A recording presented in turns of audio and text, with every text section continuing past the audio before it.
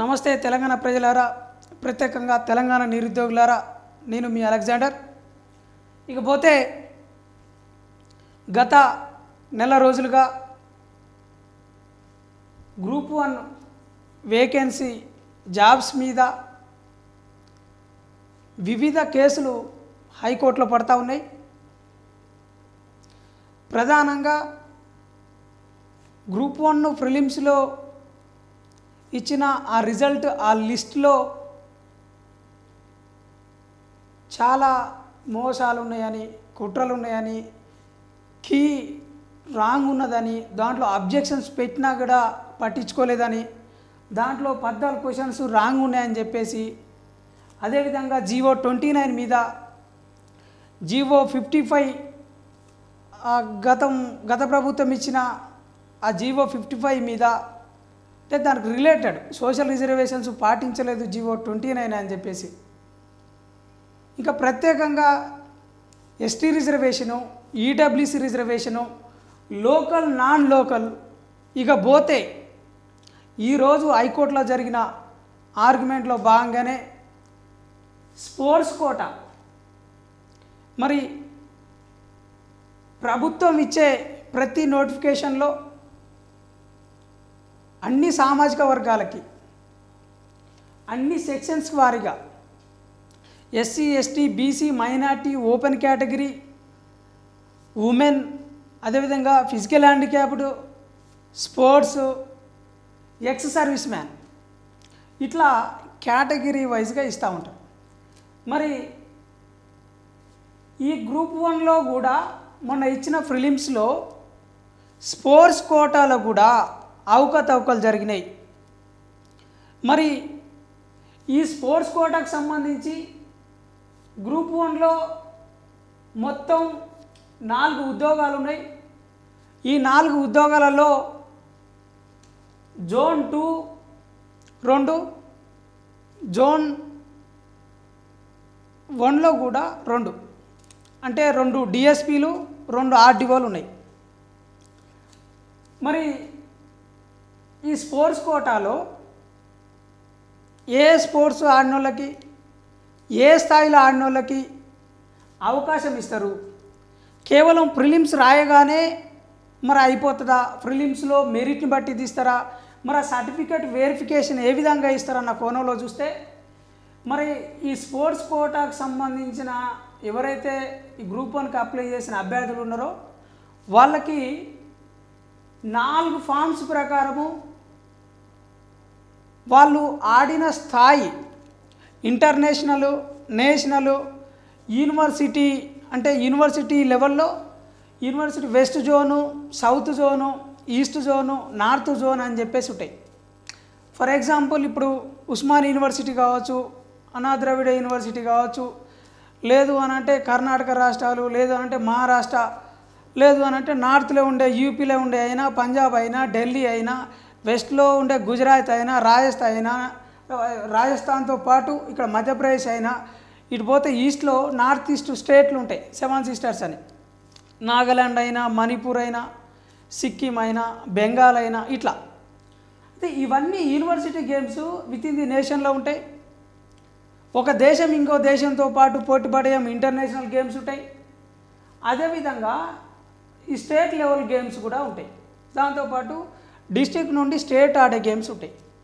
మరి ఈ గ్రూప్ 1కి సంబంధించిన ఆఫీసర్ ఉద్యోగాలు స్పోర్ట్స్ కోటాకి వచ్చినప్పుడు మరి దాంట్లో అవకతవకలు జరిగినాయి అని చెప్పేసి నేడు హైకోర్టులో కేసు పడితే, దాంట్లో ఆ కేసు కూడా మరి 5వ తారీఖు వాయిదా వేశారు. వాళ్ళకి ఇచ్చిన సర్టిఫికేట్ వెరిఫికేషను, దాని ప్రొసీజర్ ఎలా ఉంటుంది అని అంటే ఫామ్ 1, ఫామ్ 2, ఫామ్ 3, ఫామ్ 4 అని ఉంటుంది.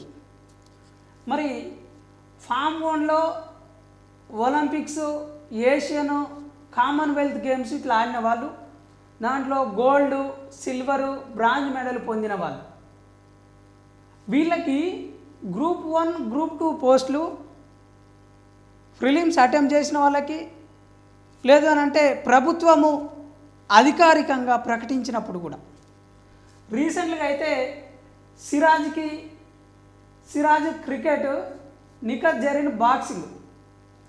వీళ్ళిద్దరు కూడా అంతర్జాతీయ స్థాయిలో గేమ్స్ ఆడిరు కనుక మరి వీళ్ళకి డైరెక్ట్గా మేము గ్రూప్ 1 ఉద్యోగం ప్రకటిస్తూ ఉన్నాం అని చెప్పేసి అసెంబ్లీ కేంద్రంగా తెలంగాణ రాష్ట్ర ముఖ్యమంత్రి గారు రేవంత్ రెడ్డి గారు ప్రకటించారు. అయితే 4 ఉద్యోగాలు గ్రూప్ 1లో ఉంటే 4 ఆల్రెడీ 2 ఫిక్స్ అయిపోయినాయి. ఎవరికి? సిరాజ్కి, నిఖత్ జరీన్కి. మరి మిగతా ఇంకా 2 ఉన్నాయి.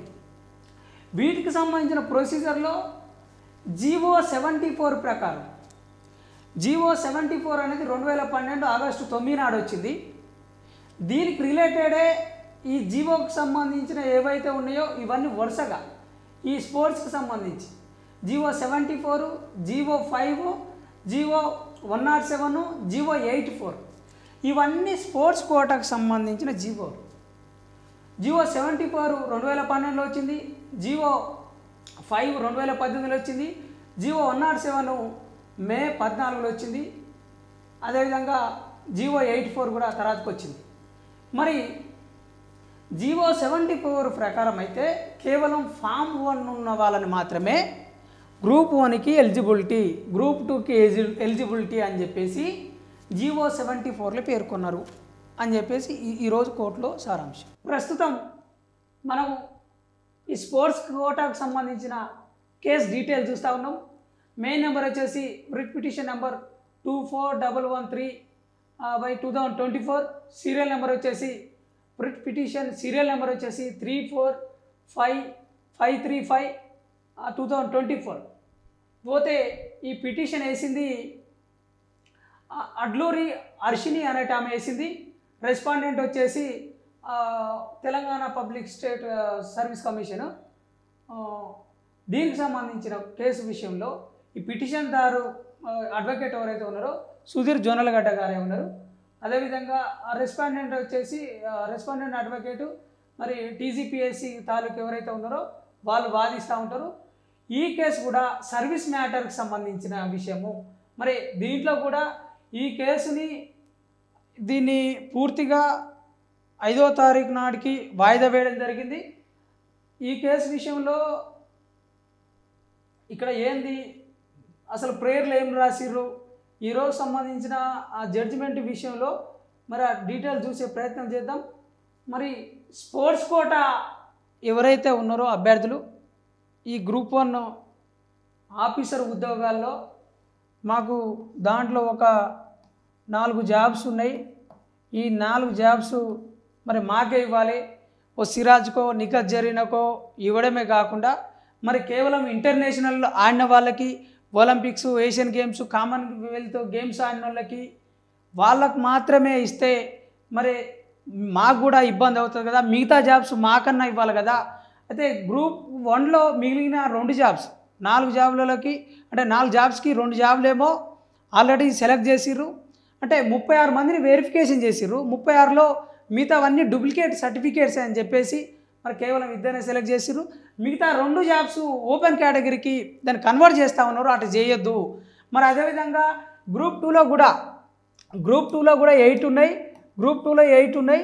ఈ 8+2 ఈ 10 పోస్టులు మొత్తం ఓపెన్ కేటగిరీకే కన్వర్ట్ చేస్తూ ఉన్నారు. ఓపెన్ కేటగిరీకి కన్వర్ట్ చేయొద్దు, ముమ్మాటికి అవి మాకే ఇవ్వాలని చెప్పేసి అభ్యర్థులు డిమాండ్ చేస్తూ ఉన్నారు. మరి దీని తాలూకు కేసు మాత్రం 5వ తారీఖు నాడు వాయిదా పడింది. మరి పూర్తి జడ్జిమెంటు ఆ రోజే రావడానికి ఆస్కారం ఉంది. ఈ జీవో 74 స్పోర్ట్స్ కోటాకు సంబంధించి గతంలో 2012లో ఏపీ గవర్నమెంటు ఈ స్పోర్ట్స్ కోటాకు సంబంధించిన ఒక జీవో తీసుకొచ్చింది. దానికి సంబంధించిన ఒక abstract government of Andhra Pradesh abstract youth services and sports అని చెప్పేసి ఇక్కడ మనకి ఇచ్చారు. Youth advancement, tourism and culture, sports department GO MS number వచ్చేసి 74. దీనికి సంబంధించిన డీటెయిల్స్ అన్నీ ఉన్నాయి. జీవో నెంబరు దాని ఫాలోడ్ ఏవైతే జీవోస్ ఉన్నాయో జీవో నెంబర్ 84 దానికి సంబంధించిన డీటెయిల్స్ కూడా మనం చూడవచ్చు. అయితే దీంట్లో జీవో నెంబర్ 5 కావచ్చు, 107 కావచ్చు, అదేవిధంగా జియో నంబర్ 84 కావచ్చు. ఇవన్నీ కూడా ఇగో జియో నంబర్ 74నే ఫాలో అయి ఉన్నాయి. మరి ఈ జియో 5 కావచ్చు, 107 కావచ్చు, ఇవన్నీ 2018లో వచ్చినాయి. వీటికి సంబంధించిన అబ్స్ట్రాక్ట్ ఇదే మేజర్ దీన్నే బేస్గా చేసుకొని నేడు హైకోర్టులో కేసేసిరు.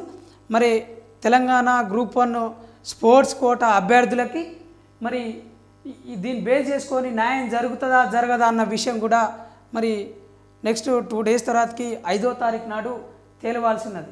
మరి కేవలం ఇంటర్నేషనల్ ఆడిన వాళ్ళకి అవకాశాలు ఇస్తే, అదేవిధంగా నేషనల్ స్థాయిలో ఆల్ ఇండియా గేమ్స్ ఆడిన వాళ్ళు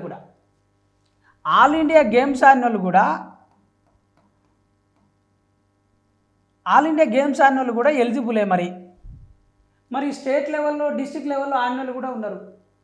మరి వీళ్ళు నిజంగా అంతర్జాతీయ స్థాయిలో పేరు పొందిన వాళ్ళు ఉన్నారు. వాళ్ళకి కావాల్సిన యాడ్స్ కావచ్చు, రెమ్యునరేషన్ కావచ్చు, ప్రభుత్వం ప్రకటించే ఏవైతే విరాళాలు కావచ్చు, వాళ్ళకు సంబంధించి వాటికి స్పోర్ట్స్కి సంబంధించిన పూర్తి ఖర్చులు ప్రభుత్వం భరిస్తుంది. జాతీయ స్థాయిలో ఖేలో ఇండియా పేరుతోటి కూడా అంతర్జాతీయ స్థాయిలో ఉండే క్రీడాకారులకి చాలా లాంఛనాలు కావచ్చు, అవార్డులు కావచ్చు, రివార్డులు కావచ్చు ఉంటాయి. మరి నేషనల్ స్థాయిలో ఆడిన వాళ్ళకి, అదే యూనివర్సిటీ గేమ్స్ ఆడిన వాళ్ళకి, స్టేట్ గేమ్స్ ఆడిన వాళ్ళకి మరి గ్రూప్ 2 ఉద్యోగాలు ఎందుకు ఇవ్వడం లేదు? వీళ్ళకు కూడా ఈ ప్రిలిమ్స్ అయిపోయాక మెరిటోరియస్ క్యాండిడేట్స్ వారిగా మరి వాళ్ళకు కూడా గ్రూప్ 1లో అవకాశాలు కల్పించాలనేది ఈ గ్రూప్ 1 కోటా కోసం ఫైట్ చేస్తున్న వాళ్ళు, ఈ స్పోర్ట్స్ కోటాలో మాకు కూడా హక్కు ఉన్నది అని ఫైట్ చేస్తున్న అభ్యర్థులు కోర్టు మెట్లెక్కారు. మరి ఫామ్ 3లో స్టేట్ వైజ్ ఆడిన వాళ్ళు, ఈ ఫామ్ 4లో వచ్చేసి out sourcing 4th class jobs ఉంటాయంట. మరి ప్రధానంగా దీనికి సంబంధించిన ఏపీలో ఒక కేసు పడింది 2022లో. ఆ కేసు తాలూకు ఒక ఆర్చరీ ఆడిన ఒక ప్లేయరు, క్రీడాకారుడు మరి కేవలం ఫామ్ 1 వాళ్ళనే ఇంటర్నేషనల్ క్యాండిడేట్స్కే కేవలం గ్రూప్ 1, గ్రూప్ 2 జాబ్స్ ఇస్తా అని చెప్తా ఉన్నారు. మరి నాకు అవకాశము ఎందుకు ఇవ్వలేదు అని చెప్పేసి ఏపీ తాలూకు సంబంధించిన ఒక అభ్యర్థి కేసు వేసిండు. ఆ కేసులో తాను గెలిచి కేవలం ఇంటర్నేషనలే కాకుండా నేషనల్ వాళ్ళకు కూడా అవకాశం ఇవ్వాలని చెప్పేసి ఫైట్ చేసిండు. దాంట్లో భాగంగా గ్రూప్ 1 కాకుండా గ్రూప్ 2లో కూడా అవకాశం తనకు వచ్చింది. ఆ తరహా కేసు, అలాంటి స్పోర్ట్స్ కోటా అభ్యర్థులు వేసిన ఆ కేసులలో మరి సేమ్ తెలంగాణకు కూడా వర్తిస్తుంది. తెలంగాణలో కూడా నేషనల్ ఆడిన వాళ్ళు ఉన్నారు, ఆల్ ఇండియా గేమ్స్ ఆడిన వాళ్ళు ఉన్నారు. మరి Olympics, Asian games, Commonwealth games ఆడిన వాళ్ళు మనకున్న సమాచారం ప్రకారం 2 ఉన్నారంట. మరి సింధు, సైన్ అనే వాళ్ళందరూ ఏపీ కిందికి పోతారు. మరి మిగతా ఇప్పుడు సిరాజ్ కానీ, నిఖత్ జరీన్ కానీ వీళ్ళందరూ తెలంగాణ కిందికి వస్తారు. మరి గ్రూప్ 2లో 8 పోస్టులు ఆల్రెడీ ఉన్నాయంట.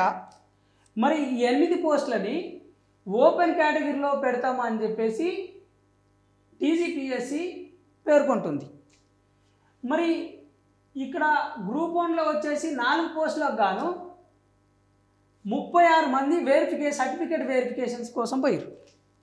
ఈ 36 మందిలో సర్టిఫికేట్ వెరిఫికేషన్ కోసం పోతే టీజీపీఎస్సీ వీళ్ళని వెరిఫికేషన్ చేసి దీంట్లో కేవలం 2 మెంబర్స్ మాత్రమే ఒరిజినల్ సర్టిఫికేట్స్ ఉన్నాయి, మిగతా వాళ్ళ అందరి ఫేక్ సర్టిఫికేట్స్ ఉన్నాయి. కాబట్టి 2 ఎలిజిబుల్ అని చెప్పేసి 2 సెలెక్ట్ చేసింది. 2 సెలెక్ట్ చేస్తే ఇంకా 2 ఉన్నారు, అంటే మొత్తం 4 కదా. మరి ఈ మిగతా ఈ 2 పోస్టులు కూడా, ఇందులో ఈ 2 పోస్టులు కూడా ఓపెన్లోకి తీసుకొస్తామని చెప్పేసి మళ్ళీ టీజీపీఎస్ చెప్తుంది. అంటే ఇవి ఓపెన్లో ఎందుకు వేస్తూ ఉంటారు? ఓపెన్లోకి తీసుకోకుండా ఇప్పుడు ఆల్ ఇండియా గేమ్స్ ఆడిన వాళ్ళు, స్టేట్ లెవెల్లో ఆడిన వాళ్ళకి ఈ నేషనల్ జాతీయ స్థాయిలో ఆడిన వాళ్ళకి ఇవ్వాలి అని చెప్పేసి స్పోర్ట్స్ కోటా అభ్యర్థుల యొక్క ఆవేదన, వాళ్ళకు గోడు. మరి ఈ 4 పోస్టులకి 1:50 ప్రకారం తీస్తే 1:50 ప్రకారం తీస్తే ఇట్లా చూసినా కూడా 200 మెంబర్స్ని పిలవాలి. కేవలం 36 మందినే పిలిచి, ఈ 36 మందినే పిలిచి దాంట్లో కేవలం 2 సెలెక్ట్ చేసిర్రు. ఇది కూడా కుట్రపూరితము. ఇది కూడా మాకు సంబంధించిన హక్కుల్ని, మాకు సంబంధించిన ఉద్యోగ అవకాశాలని కాలరాయడమే అని చెప్పేసి స్పోర్ట్స్ కోటా అభ్యర్థులు ప్రభుత్వాన్ని, టీజీపీఎస్సిని ప్రశ్నిస్తూ ఉంటుర్రు, మరి వేడుకుంటుర్రు. ఈ రకంగా తీస్తే ఈ 200 మందిని కనుక ఒకవేళ వెరిఫికేషన్ చేస్తే దాంట్లో ఈ 4 ఉద్యోగాలు ఫిల్ అయ్యాయి.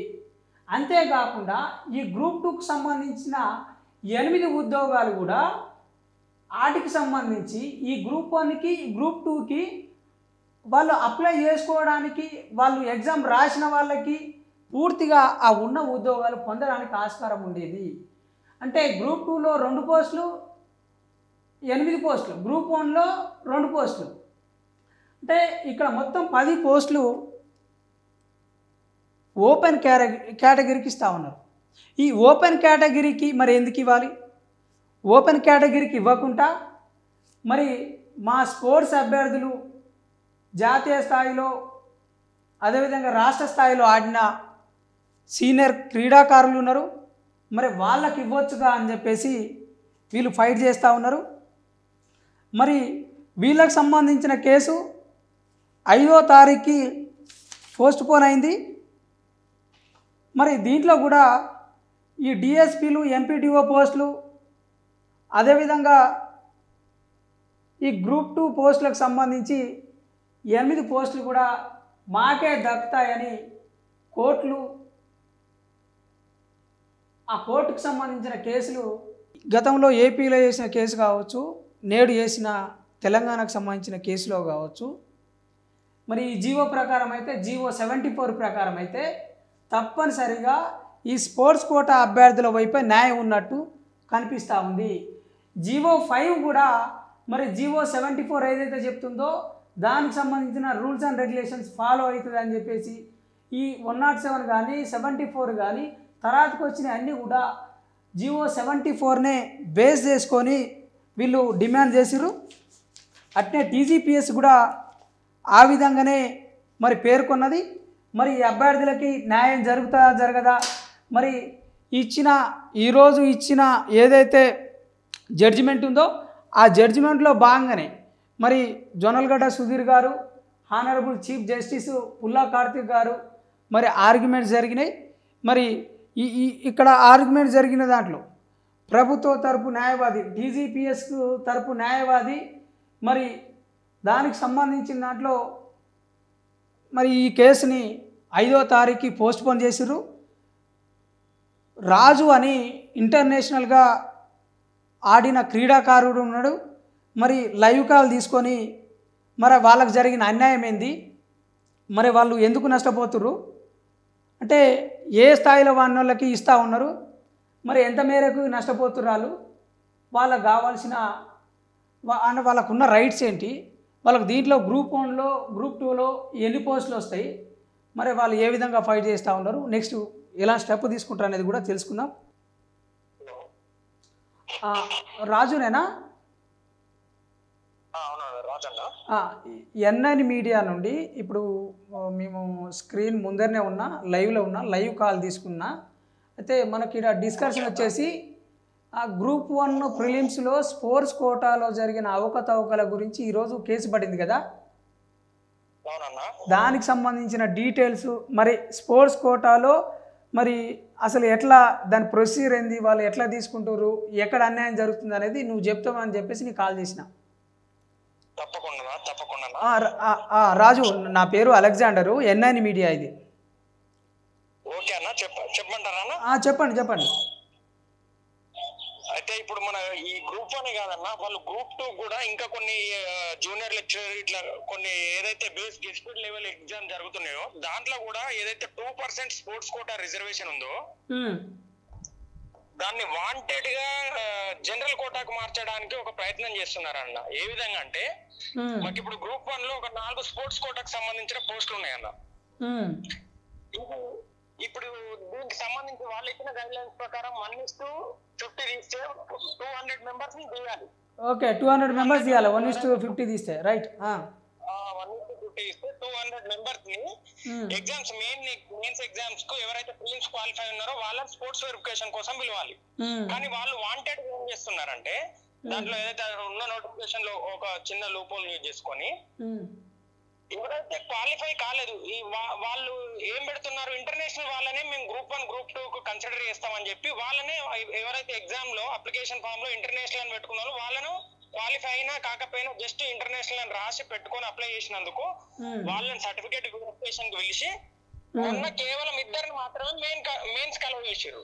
దాంట్లో ఒకరు ప్రిలిమ్స్ క్వాలిఫై కాలేదు, ఇంకొకరు ప్రిలిమ్స్ క్వాలిఫై అయ్యారు.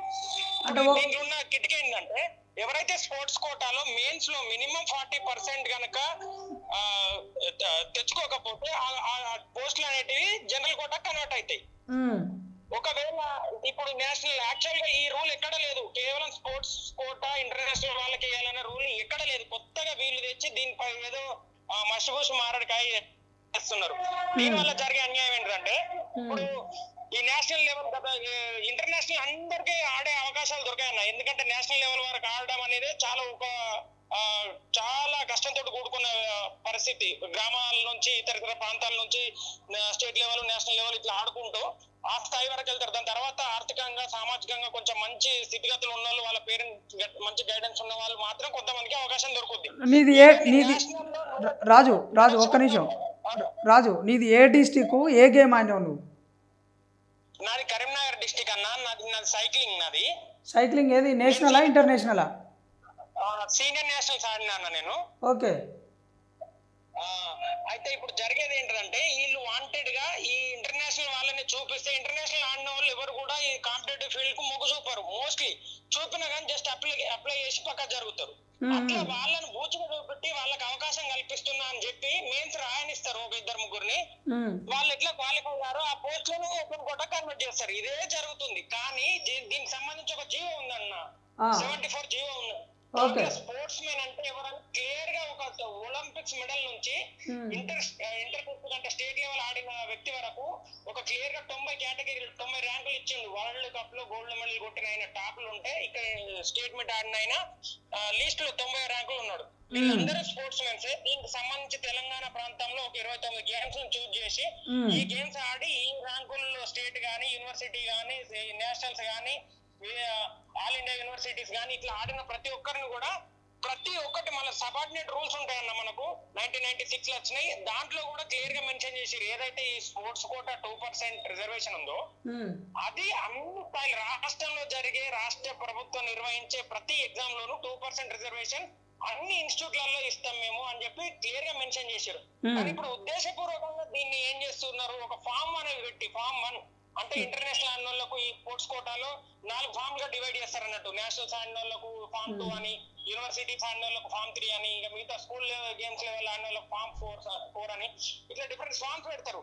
దీంట్లో ఈ జీవోని మాత్రమే వీలు ఉండదు కాబట్టి దీంట్లో ఒక లైన్ యాడ్ చేసి ఇది ఇంటర్నేషనల్ వాళ్ళకి దీనికి అని చెప్పి కొత్త ఒక కథ చేసి దాన్ని వాంటెడ్ గా ఓపెన్ కోటా కన్వర్ట్ చేయాలని చూస్తున్నారా, లేకపోతే వాళ్ళకి తెలిసిన వాళ్ళకు కట్టబెట్టాలని చూస్తున్నారా, ఇదైతే అర్థమైతలేదు. ఓకే రాజు, అర్థమైంది. నేను ఆల్రెడీ క్లియర్గా అంతా ఎక్స్ప్లెయిన్ చేసిన. బట్ ఆ విషయం ఏంటంటే అభ్యర్థులు ఎవరు, నిజంగా మీ డిమాండ్స్ ఏంది అని తెలుసుకోవడం కోసం ఫోన్ చేసిన. ఫైనల్గా మీ డిమాండ్ ఏంది? మాది ఒకటే డిమాండ్ అన్న. స్పోర్ట్స్ మెన్ అంటే ఏదైతే జీవో నెంబర్ 74 ప్రకారం 90 కేటగిరీలు ఉన్నాయంట, 90 ర్యాంకులు ఉన్నాయన్న. వాళ్ళందరూ స్పోర్ట్స్ మెన్సే. ఆ ఒక్క సెలక్షన్ రావాలంటే మినిమం ఒక స్టేట్మెంట్ సెలక్షన్ రావాలంటే 2-3 సంవత్సరాలు కష్టపడాలి. 2 గంటలు కష్టపడాలి. ఈ 90 ర్యాంకులను ఏదైతే చెక్కు చెదరకుండా 90 ర్యాంకులు ఫస్ట్ ప్రియారిటీ ఇవ్వండి. మాకంటే పైన ప్రియారిటీ ఇవ్వండి. ఉంటే లేనప్పుడు మాకు అవకాశం ఇవ్వండి. మమ్మల్ని మెయిన్స్ రాసుకొనియండి. మమ్మల్ని స్పోర్ట్స్ కోటాలో కన్సిడర్ చేయండి. మేము ప్రిలిమ్స్ క్వాలిఫై అయినాం. కానీ మాకున్న హక్కును మాకున్నటువంటి రిజర్వేషన్ ను అది వక్రీకరించి కేవలం కొద్ది మందికే కట్టబెట్టాలని చూస్తున్నారు. దయచేసి అటువంటి చేయకుండా టీఎస్పీఎస్సీ ఇతర అధికారులు గవర్నమెంట్ చర్యలు తీసుకోవాలని కోరుకుంటున్నాం. ఇప్పుడు మరి ఆల్రెడీ హైకోర్టులో కేసు పడింది కదా, మీ వైపు న్యాయం ఉంటుందని నమ్మకం ఉందా? 100%. ఎందుకంటే గతంలో ఇదే జీవో, ఈ జీవో అసలు యాక్చువల్గా తెలంగాణ గవర్నమెంట్ ఇప్పటి వరకు కొన్ని జీవోలను ఎట్లుందా యథావిధిగా ఉమ్మడి రాష్ట్రంలో ఉన్న జీవోలను నడిపిస్తుంది. కనీసం దాంట్లో ఏం లోటుపాట్లు ఉన్నాయి కూడా చూడలేదు. ఈ జీవో 2012లో వచ్చింది ఆంధ్రప్రదేశ్, ఉమ్మడి ఆంధ్రప్రదేశ్ లో, దాన్ని యథావిధిగా నడిపిస్తుంది. ఈ జీవో తెచ్చిన ఆంధ్రప్రదేశ్ ఎప్పుడో అమెండ్ చేసింది. వాళ్ళకి కోర్టులో కేసు ఇదే ఇట్లాంటి ఇష్యూల్ని కోర్టుకి వెళ్తే కోర్టు మొట్టికాయలు వేసి వాళ్ళని పోయేది అక్కడున్న రిక్రూట్మెంట్ ఏజెన్సీస్ ని స్పోర్ట్స్ కోటా అంటే అందరిని కన్సిడర్ చేయాలి. ఫస్ట్ ప్రియారిటీ ఒకవేళ ముందోడు ఉంటే ముందోడు ప్రియారిటీ, తర్వాత వీళ్ళు లేకపోతే వాళ్ళకి ప్రియారిటీ. కానీ నేను కేవలం వాళ్ళకే స్పోర్ట్స్ కోటా రిజర్వేషన్ ఇంటర్నేషనల్ ల్యాండ్ వాళ్ళకే ఇస్తానడం తప్పు. అది ఇంటర్నేషనల్ కోటా అయితే తప్ప కానీ స్పోర్ట్స్ కోటా ఎట్లా అయిద్దని చెప్పి మొట్టికాయలు వేసి పొల్లు తిట్టి పంపించింది. ఇప్పుడు అక్కడ ఇంప్లిమెంట్ అవుతుంది. తమిళనాడులో కానీ ఇట్లా 5 జడ్జిమెంట్లు ఉన్నాయన్న. ఓకే రాజు, ఓకే క్లియర్ కట్గా విషయం అయితే అర్థమైంది. బట్ ఇప్పుడు ఖేలో ఇండియా పేరుతో కానీ నేషనల్గా ఇంటర్నేషనల్గా ఆడడానికి తెలంగాణ గవర్నమెంట్ మీకు ఎలాంటి సపోర్ట్ ఇస్తుంది? మరి ఒకవేళ ఇప్పుడు నేషనల్ ఇంటర్నేషనల్గా ఆడడానికి ఇప్పుడైతే తాత్కాలికంగా ఇంకా ఏం జరగలేదన్న. ఇప్పుడు మొన్న ఒకటి స్పోర్ట్స్ యూనివర్సిటీ ఇస్తామన్నారు, తర్వాత స్పోర్ట్స్ పాలసీ తయారు చేస్తామన్నారు. రీసెంట్ ఇప్పుడు ముఖ్యమంత్రి గారి దగ్గరనే ఉంది స్పోర్ట్స్ మినిస్ట్రీ. సో ఇంకా చూడాలి, ముందు చూడాలి. మాకేం వీళ్ళు అన్నారు చాలానే, చేస్తారా లేదా అనేది. ఇప్పుడు మా కళ్ళ ముందటిని స్పోర్ట్స్ రిజర్వేషన్ అవకతవకలకు గురవుతుంది. దీన్నే పట్టించుకుంటలేరు. అది ఏం చేస్తారా అనేది కూడా మేము వేచి చూడాల్సిందన్న. ఓకే రాజు, మీకు న్యాయం జరగాలని, అవసరమైతే మీ తరపున మేము కూడా ఫైట్ చేయడానికి ఎన్ఐన్ మీడియా ఎప్పుడు ఉంటుంది. Okay, thank you. ధన్యవాదాలు. రైట్, ఇది విషయం. రాజు అయితే క్లియర్గా మాకు అన్యాయం జరుగుతుంది. ఈ గ్రూప్ 1 ప్రిలిమ్స్లో ఆల్రెడీ మేము ప్రిలిమ్స్ కొంతమంది క్వాలిఫై అయినాము. మరి ఇప్పుడు ఇక్కడ ఎవరైతే ఇద్దరు సెలెక్ట్ చేసిరో సిరాజ్ని, నిఖత్ జరీన్ని మరి అఫీషియల్గా గవర్నమెంట్ అనౌన్స్ చేసింది. మరి సిరాజ్ కనీసం డిగ్రీ కూడా పాస్ కాలేదు. మరి ఆయన ఇంటర్నేషనల్గా ఆడిండు, వాళ్ళకి చాలా అవకాశాలు ఉంటాయి. వాళ్ళు ఇక్కడ జాబ్ ఏం చేయరన్నా, పేరుకు నామకే వాస్తు వాళ్ళకి జాబ్ పెట్టి వాళ్ళకి ఇంత శాలరీ ఇస్తూ ఉంటారు. వాళ్ళని బాగు చేసే బదులు నిజంగా పేద విద్యార్థులు, నిజంగా చాలామంది పల్లెటూర్ల నుండి, మారుమూల గ్రామం నుండి ఒక జాతీయ స్థాయికి ఆడాలన్నా, ఇంటర్నేషనల్గా ఆడాలన్నా కూడా చాలా కష్టంగా, చాలా ఖర్చులతో కూడుకొని ఉంటుంది. మరి అంత కాంపిటీషన్ని మేము భరించి కూడా ఆ స్థాయిలో ఆడినందుకు మరి కనీసం మాకు గుర్తింపు లేదు అని చెప్పేసి వాళ్ళ గోడు వెళ్ళబోస్తూ ఉన్నారు. ఏదేమైనప్పటికీ ప్రభుత్వం ఇప్పటికైనా టీజీపీఎస్సీ తెలంగాణ ప్రభుత్వం మరి ఈ స్పోర్ట్స్ కోటా అభ్యర్థులు ఎవరైతే ఉన్నారో వాళ్ళకు కూడా న్యాయం జరగాలి. ఇకపోతే ఈరోజు జరిగిన కేసు తాలూకు మరి ఆర్గ్యుమెంట్స్, ఎవరు కేసు వేసారు ఏంది, దానికి సంబంధించిన డీటెయిల్స్ కూడా ఒకసారి చూసే ప్రయత్నం చేద్దాం. Thank you.